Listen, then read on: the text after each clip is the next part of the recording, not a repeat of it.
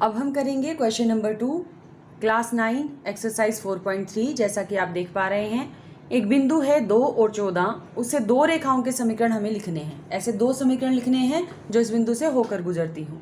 ऐसी कितनी और रेखाएं हो सकती हैं और क्यों, इस बात का हमें जवाब भी देना है। अब जैसा कि इसमें हम देख पा रहे हैं कि पहला जो x है वो 2 है और y का जो मान है वो 14 है। अगर हम देखें इन दोनों को जोड़ दें तो जवाब हमें कितना मिलेगा, 16। यानी कि 2 और 14 को जोड़ने पर 16 मिलता है। अब ये तो x की जगह चल रहा है और 14 जो है वो तो y की जगह चल रहा है। इसका मतलब हमारा समीकरण कितना हो गया है, समीकरण हो गया है x प्लस वाई बराबर है 16। ये एक समीकरण है जो इस बिंदु से होकर गुजरेगा।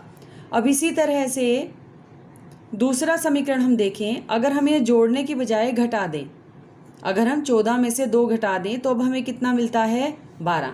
यानी कि y में से अगर x घटाया जाए तो 12 हमें मिल जाता है। तो इसका मतलब ये भी हमारे पास एक समीकरण है जो इस रेखा को पूरी तरह से संतुष्ट करता है। ये बिंदु से होकर गुजरने वाली दो रेखाएं हैं। तो ये हमारे पास पहला समीकरण हो गया और ये हमारे पास दूसरा समीकरण हो गया। ये दो समीकरण हैं हमारे पास जो इस बिंदु से होकर गुजरते हैं। x प्लस वाई बराबर है 16 के और y माइनस एक्स बराबर है 12 के। ये दोनों ही जो समीकरण हैं उन रेखाओं को प्रदर्शित करते हैं। कौन सी रेखाएं, कौन सी रेखाओं को प्रदर्शित करते हैं, ये उन रेखाओं को प्रदर्शित करते हैं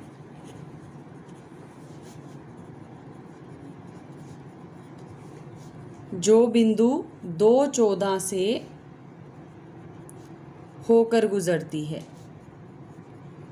जो इस बिंदु से होकर गुजरती है ये उसको प्रदर्शित करते हैं। ऐसी कितनी रेखाएं हो सकती हैं, ऐसी अनेक रेखाएं हो सकती हैं।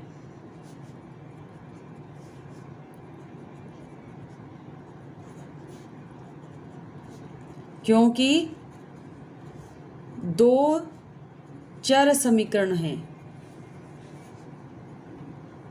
दो चर वाले रैखिक समीकरण हैं। इसके लिए कितने हल होते हैं, अपरिमित रूप से अनेक हल होते हैं। जब उसके अनेक हल हो सकते हैं तो हमने तो उनमें से केवल 2 ही लिख के दिखाए हैं। तो इसके लिए जो है रैखिक समीकरण के अपरिमित रूप से अनेक हल होते हैं। तो यहाँ पे बहुत सारे आंसर पॉसिबल हैं।